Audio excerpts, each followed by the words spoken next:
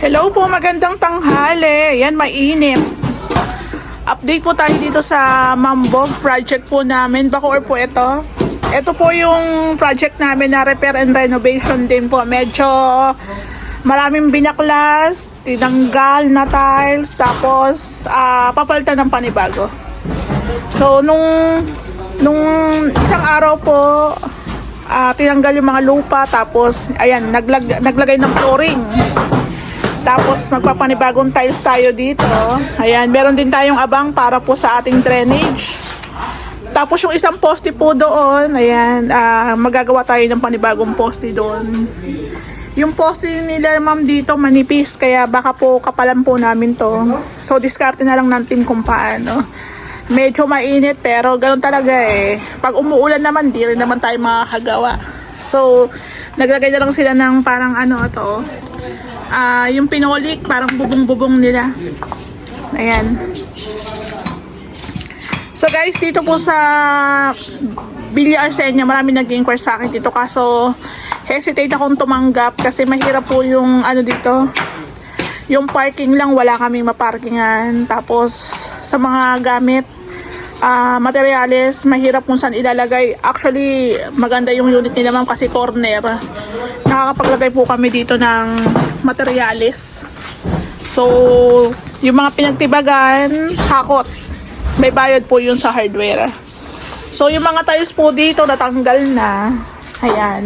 Tapos yung electrician natin, naglapit na rin po ng mga wirings. Panibagong wirings po kami dito, gawa ng hindi na po namin alam yung history ng ating mga wirings dito. So, ayan. Dito nga po pala ma'am, pag napanood nyo itong vlog ko, sinadya po namin na dito po is white. Ayan. Meron kasi ditong beam. Ayan, meron silang beam. Mababa na tong ceiling nila ma'am, pero nagawa naman natin siya ng paraan. So, dito, flat ceiling na lang, kasi pag mag-cove pa kami, parang malit na cove lang siya. Parang hindi na magandang tingnan. So, flat ceiling tayo dito. Papunta sa kitchen, flat ceiling. Tapos, ito pong pinaka-resist ceiling o yung may tambol. Yung may tambol, ito lang po yung aming naka-PVC panels na brown. So, parang sa entrada dito sa pinto, parang ito yung parang sa sasakyan, ito yung top of the line. Parang ganon. Ito yung pinaka-accent dito. Ayan. Tsaka guys, kung mapapansin nyo, ako talaga mas prepared ko po talaga ang ceiling na white kasi maliwanag. So yung mga ganto-ganto natin, parang pang-accent lang. Kaya ma'am, yun na lang po yung naging decision ko. Sabi ko nga sa inyo, nakikialam ako sa renovation. So dito po, maliwanag. Ayan. So, ito na po yung pinaka-accent natin. Tapos, sakto, dito yung ating TV area. So, lahat ng wirings pinalitan. Ayan po. Pinalitan, panibagong wirings. Ayan, medyo tinaas, inayos. Kasi inisip namin, ganun din naman, magpapagawa si ma'am. Bakit hindi pa namin ayusin lahat? Sa amin po kasi chine-check namin yan lahat. So, mapapansin nyo dito yung dati, sinarahan, nilagay dito. So, dito, may abang na po kami ng wirings para sa TV area. Ayan. So, ang gamit naman natin dyan is Royo. Yan, number 12, tsaka number 14 sa ilaw. So, eto guys, existing na to. Kumbaga, ang ginawa po namin dito, inislaban po namin. Tapos yung extension na ng kwarto sa taas. So dito, meron tayong kisame. Dito yung dating kitchen ni ma'am. Ayan, kung mapapansin nyo, dyan pa nga bakat yung pinagtanggalan ng cabinet. So dito na yung kanila magiging dining. So dito naka-PVC panels tayo na white. May abang na rin po yan ng ilaw yan. 4 na pin lights, isang center light. Dito na nila nilagay yung mga buhangin. Ayan. So, kahit ganito yung unit ng corner lot, malawak-lawak naman siya. Kaso, syempre, mayroon po talagang gumawa ng mga gamit na. So, palipat-lipat. palipat-lipat tas magbabaklas kay mga pinagtibagan, nakatambak. So, dito meron din tayong panibagong wirings. Ayan. So, yung lababo nila ma'am dati, pinalipat dito. Lipat tayo dito. Tapos guys, ang gusto ng may-ari, dito yung kanyang rep. Ayan, nag-abang na tayo ng outlet. Meron na rin po dito. Tapos, dito yung kalan. Dito yung kalan ni ma'am, gas range. Ayan. Tawag dito, may abang na rin po tayo ng outlet. Siguro yung gas range nila ma'am is mga 60 lang. Parang 80 yata to. So, meron tayong space dito. Ayan, may space po tayo para po dyan sa may drainage. Ayan, siguro lalaliman pa namin ng konti itong drainage. Tapos, outlet. Tapos, ito po para sa range hood. Ayan. So, ito lang yung magiging slab ni ma'am, countertop. Nakaabang na po yung ating lababo dyan. So, ito guys, may cabinet tayo dito. Ayan, dito na yung cabinet natin. Tapos, baba po. Sa baba naman po, dito yung nalagyan ng gas. Syempre, gas tank. Tapos, dito yung ilalim ng lababo. Ayan. So, ganun lang. Tapos, ito po is mamasilyahan na lang din pintura. Ay, nakamasilya na. So, maganda rin habang gumagawa kami, umuulan. Umuulan minsan, yung ganyang araw, tirik na tirik, pagdating po sa hapon, uulan na. Kaya minsan, maganda rin po talagang umulan, gawa ng natitesting din po namin ang bahay, kung may mga leaks. Ito po yung dating parang opening, maliit lang. Tapos may parang design. Nilawakan po namin to. Ayan, ang ganda na siya. Tapos guys, ang unit nila, ma'am, dalawa yung bathroom nito. Isa dito sa baba, isa sa taas. Ayan. So, tinuklap na po lahat ng tiles dito. Ayan, ready na nga to i-tiles eh. Kaso, waiting pa kami sa deliver po by Monday ng ating mga materyales. Ayan. O, diba? Syala-syala na rin eh. Actually, wala pa yan, pero nakikita mo na yung mukha ng renovation. So, meron din tayong kisame dito, PVC panels na lang. Babaguhin po yung sa tubig, kasi parang may leaks. Magpapanibagong latag tayo dyan. So, sa amin naman, chinecheck naman namin yan. So, meron tayong outlet dito. Mapapansin nyo yun yung dati. Kasi ito yung panibago. Tapos, switch. Ayan, switch natin. So, ito yung lababo ni ma'am. Ito po yung tiles dito sa baba. Ayan, paghuli na natin itong ita-tiles. Tapos, meron tayong semento, adhesive, at saka po yung skim coat. Ayan. So, ito guys, pipinturahan na lang po natin itong ating resist ceiling. Tapos, ito yung hagdan natin, hindi pa yan na tiles. Ayan. So, ito yung tiles ng ating hagdan. So, ayun guys.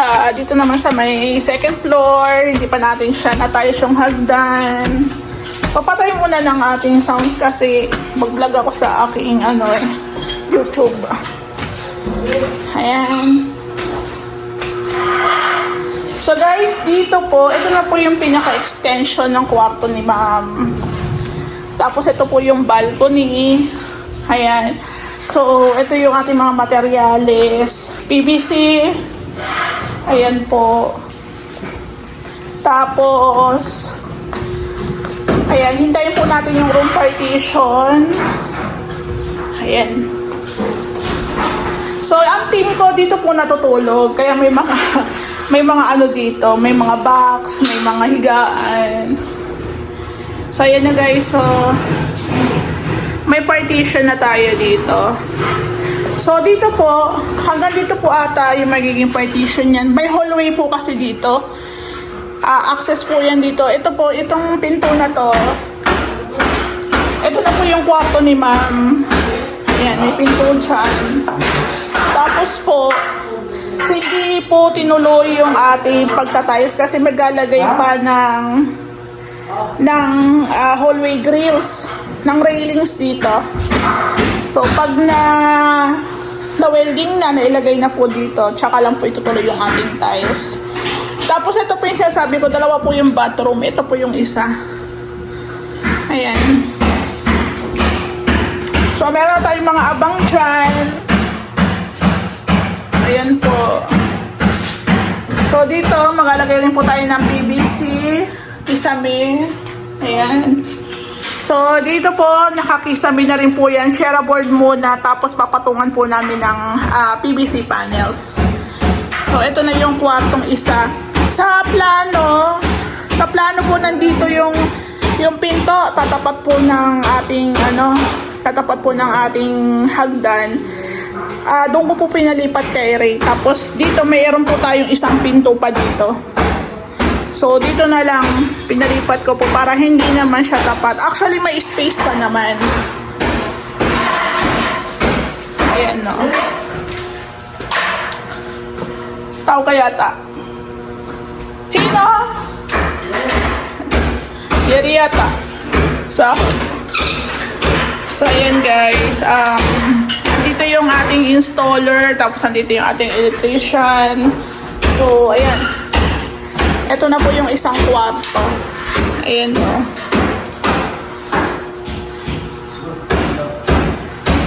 So, nag-i-install sila ng metal spandrel sa may labas.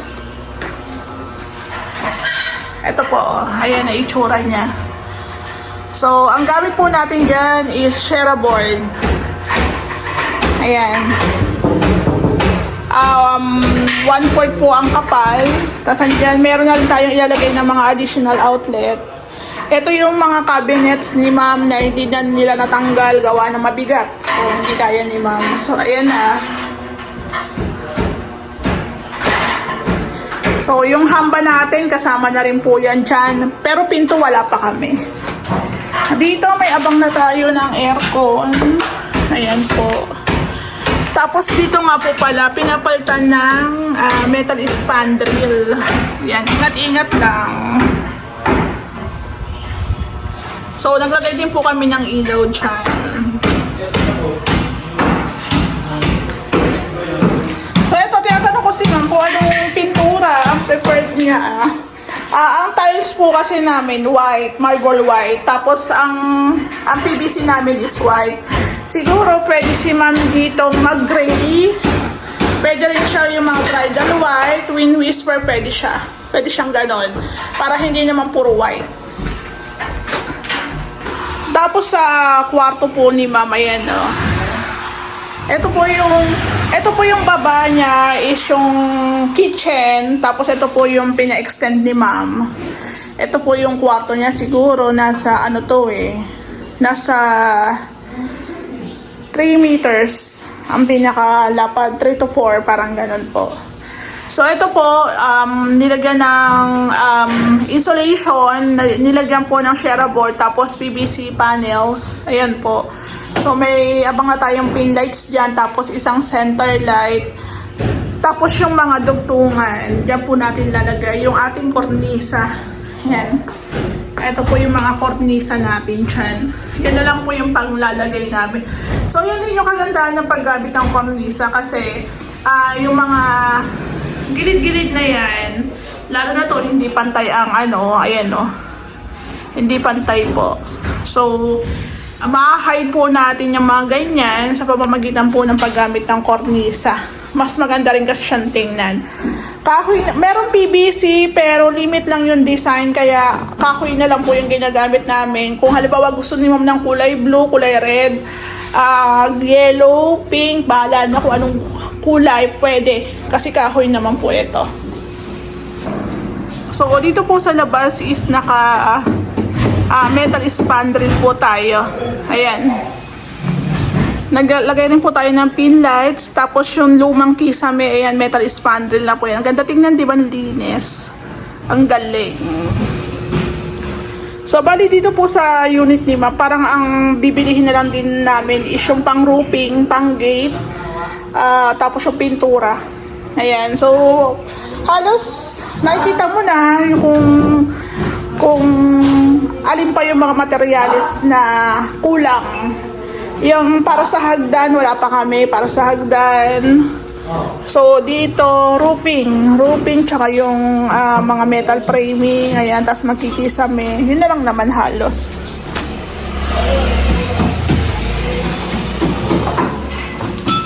So, konti na lang. Pero kahit sabi mong konti na lang, marami pang gagawin dito. Ito pa, tawag dito, masilya pa lang yan eh. Masilya pa lang, tapos flat. Pero wala pa tayong final paint.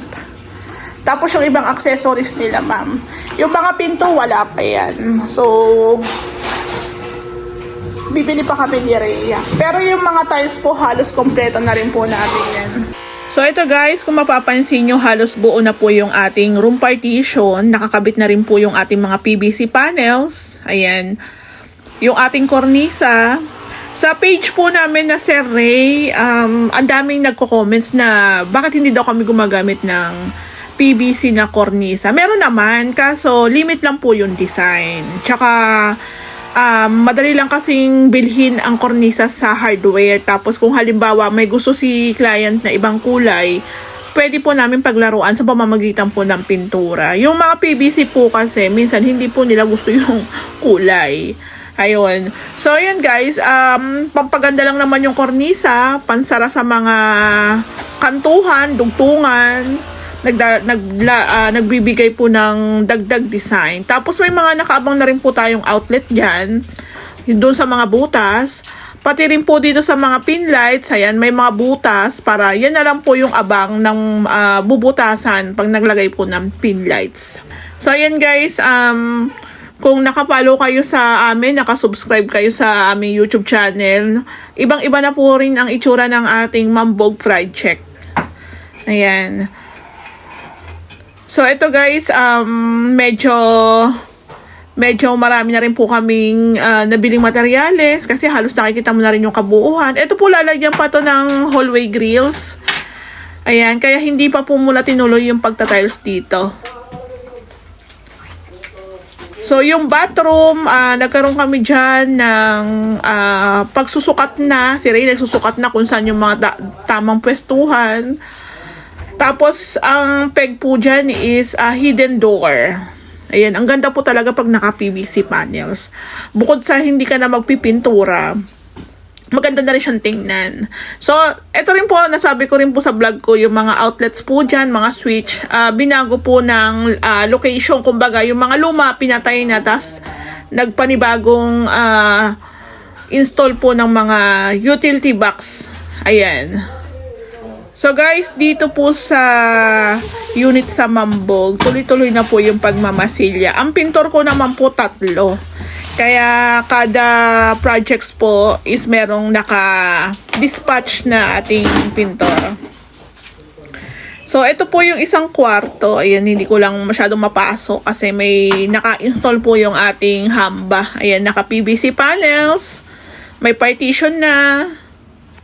So, ayan guys, wala kasing ilaw dito kaya medyo madilim at yung alikabok kitang-kita po dito sa ating camera. Ayan. O, diba? 3 kwarto po dito sa taas. Ayan, naka-PVC panels. May mga abang na rin po para sa ilaw. Ayan, ito pong isang kwarto, 70 po yung sukat ng ng pinto kasi alanganin na po yung sa plano kasi malit lang talaga yung kwarto dito sa may dulo na part.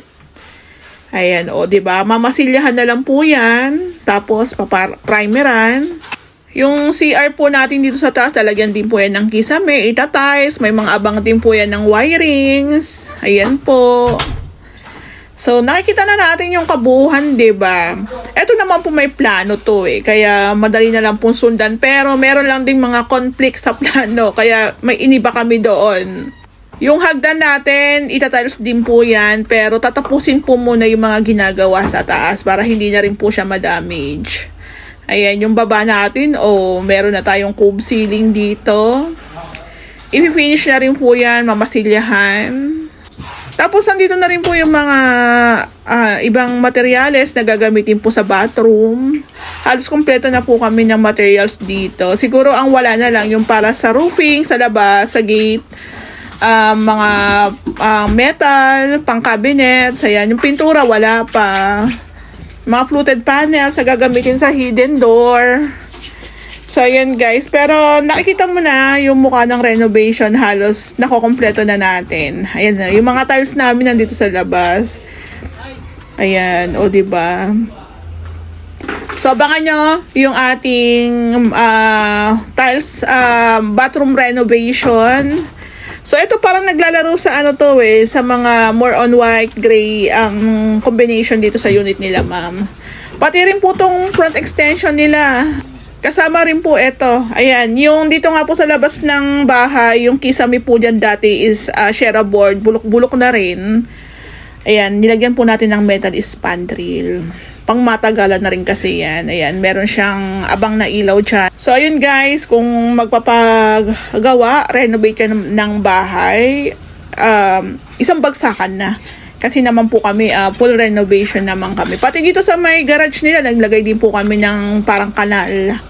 Ayan, lalagyan din po natin ng bakal yan. Yung alam naming magpapaganda sa renovation, nilalagay po namin yan lahat. So, kumbaga sa amin, package na. Wala ka nang alalahanin, lahat ng ikakaganda sa bahay, ilalagay na po namin dyan. Dito nga po pala, sa kitchen area ni ma'am, ito yung kanyang napiling backsplash. Ayan. Tapos the rest po ng wall is nilagyan namin ng plain white na 30 by 60. Para pag naglagay kami ng cabinets, yan na po yung pinakasapin niya. Yung gas range ni ma'am, pwede na yan kasi 80 naman ang pinakaabang niyan. So may mga abang na tayo dyan. Hindi pa lang nasasarahan yung kisame kasi maglalagay pa po ng abang para sa exhaust tsaka sa ring shoot. Maglalagay pa kami ng tubo. So lahat dyan nakatiles, pati yung ilalim. Para mas malinis tingnan, hindi po siya mag-amoy kulob. Yun po yung kagandahan ng paglalagay namin ng tiles.